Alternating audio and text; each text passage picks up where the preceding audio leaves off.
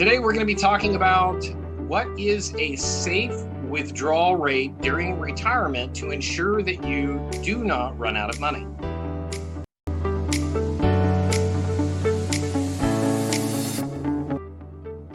Today I'm here with the author of the book, You Are Smart Enough, Peter Kitzerow. We're going to be talking about Chapter 10, what is the safe withdrawal rate to help protect individuals from running or families from running out of money or risking running out of money in retirement. Well, first of all, thanks so much for having me back again, Rob. And, it's interesting. The important part of this is, what is a safe withdrawal rate? And people are very unfamiliar with this because most of their minds from all their lifetimes is spent on accumulating and how much am I earning on their money. And what they come to learn after they work with somebody like me is that it's less important what you earn on your money after retirement than how much you can take out or spend. And so typically, or it's not uncommon, I should say, for someone to come in and say, you know what, I really enjoyed your workshop and thanks for taking the time to see me today, but I'm really not sure I need your help because you know what, I have this IRA and I have the 401k and I have this and I have that and it adds up to this much money. And I figure if I take 5% a year out of that, and never touch the principal, it'll last my entire lifetime and I'll be okay. That's where the fallacy begins. I agree. And I think that when you look at statistics and data, and I'm guilty of this myself, we make assumptions rather than making decisions based on data. And all of this information is available. You can do your own calculations. People just forget to take certain things into consideration. And that's what I love about your book. It's almost like a self-checklist of don't forget all of these items. And today we're talking about withdrawal rates, but what are some of those things that you have to take into consideration? We've heard the Monte Carlo 4% should be a good amount that you could withdraw and not run out of money. But what are some of the other factors that come into play to come up with an accurate amount for a client? Okay. So first of all, the reason we even have this calculation is to avoid what you mentioned earlier on in our conversation today. And that's to avoid the single biggest fear that most people entering retirement have, and that is that they might run out of money before they die. That's why we're doing the calculation in the first place. And so that's the first given. The second given is that almost all retirement assets that most people have, they exist in the context of the stocks and bonds world. If it's your 401k, it's in stocks and bonds, mutual funds. If it's in your IRA, chances are pretty much the same thing. And what both of those assets are exposed to is this thing called volatility. That means that the values go up and they go down through time. Over time, they trend upwards, but in between 2 points in time, they have a tendency to go up and down. So everybody gets excited when they go home and they watch the news and the stock market soared that day. That's called up volatility. And the next day or 3 weeks later, when it crashes like it has been recently, oh no, they're not too happy because that's downward volatility. And it's that volatility that has an impact on how much you could withdraw.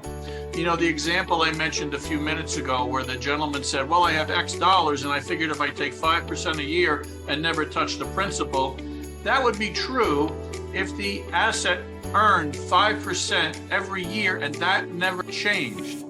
But what you earn in the stock market, as you know, it increases, it goes up and it goes down as we move through time.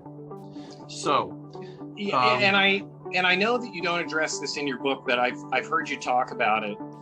And in the financial world, we refer to it as sequence of returns. And that's why you're saying that, a lot of these calculations are made on the assumption that every year it's going to be that average. And that's not the way it really works out. Not in the stock market. Right. And we really discovered that in 2000, 2001, 2003, 3 negative years in a row. And so explain to the viewer how sequences of returns like that 3-year downturn in the market can play a role, especially when it's the first, 3 years of your retirement.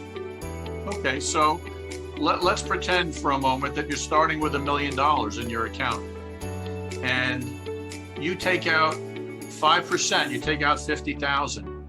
And now between the time you took the withdrawal and the next year, the market lost 10% of its value. So your $1 million is now down to 900 minus the 50 that you took out. It's now down to 850. If you take 50,000 out again, now there's only 800 there. And so the market has another 10% withdrawal. It loses another 10%, so it's down 85,000. So now you're up to you're left with about 715,000. I'm not a calculator, forgive me. But the point is, every year you're taking a withdrawal over a smaller and equal dollar amount out of a decreasing principal balance. So the argument that the gentleman I referred to earlier doesn't hold true in a stock market investment where the values are going down while you're taking withdrawals. Okay. Yeah, and that's really the what I see as the vulnerability of something like an oversimplification of the 4% Monte Carlo simulation, is because it doesn't take into consideration, like you just described, sequence of returns. Many people lost, if they retired in 99, by the time they got to 2004, had lost 50% of their balance. Yep, absolutely. Even though they were only taking 4%. And it's funny that you mentioned 4% in Monte Carlo.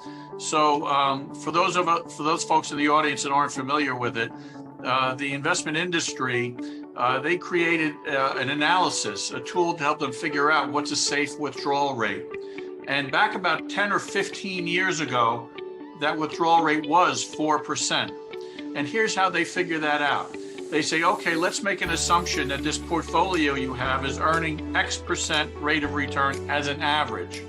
Now, as we know from just a few minutes ago, that average it's not level. It changes every year, and you add those values together and divide by 8 years, 10 years, whatever it is, and you come up with an average rate of return. And so Monte Carlo does 10,000 different calculations. And let's pretend that average rate of return they were looking for was 7%. It does 10,000 different calculations that all work out to 7%. And they get a very nice bell curve. And they say, okay, if you're in the 95th percentile, you'll be okay if you only take 4% per year. Now, mind you, the criteria for 4% are that the money lasts till your age 90. Last age 90 means that there's at least $1. Could be more than $1, but hopefully not less. At least $1 left. And the problems you run into is, well, what if it is only $1? And the second problem is, what if you live to be older than 90? That's what Monte Carlo is. Now, fast forward to current day, probably about 3 or 4 years ago, they redid this analysis. And they discovered that because of the huge swings that go on in the stock market these days, okay, that 4% is now 2.7%. 2.7, not 4 and not 5 like the gentleman who I told you about earlier in today's interview. So here's how that works. You've worked hard all of your life. You scrimped and you saved. You haven't wasted money on yourself. You kept feeding your 401k. And when you're ready to retire, you have $1 million accumulated. You're feeling pretty good about yourself. If you're the gentleman before he walked in the door, well, 5% of $1 million is $50,000 a year. I'm golden. Well, he meets me and we go through this calculation and he finds out, oh, it's not 5%, it's 2.7, and 2.7% of $1 million is 27,000. Oops, before taxes. Right. So best case, 27,000 after taxes is maybe 22. You're not feeling like a millionaire any longer with 22. And sadly, you may not have enough income from those assets to have the standard of living you want. Somebody wants to, yeah, especially where I'm at in California, that wouldn't be enough to live in an apartment unless you had a paid off home. So absolutely.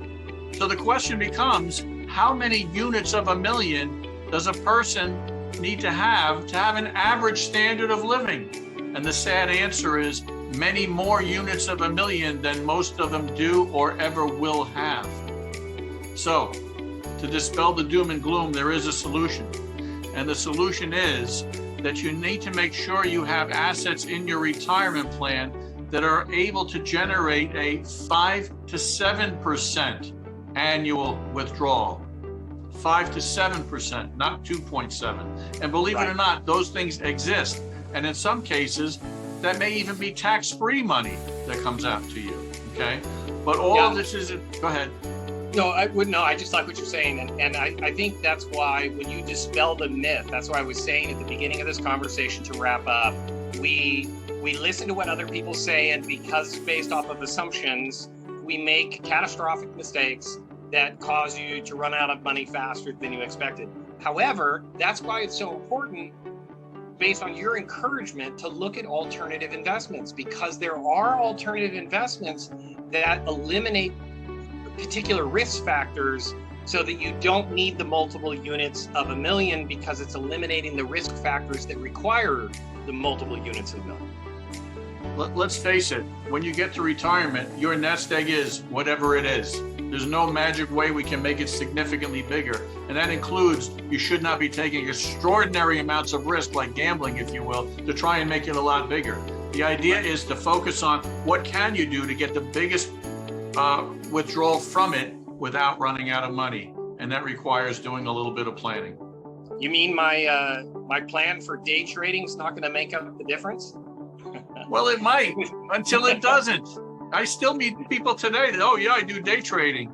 And I see them a few weeks later. How's that going? Oh, I lost a whole bunch of money, you know? So there's nothing predictable. And you know what, in retirement, you need predictable income, not spotty income. Safe and predictable, absolutely.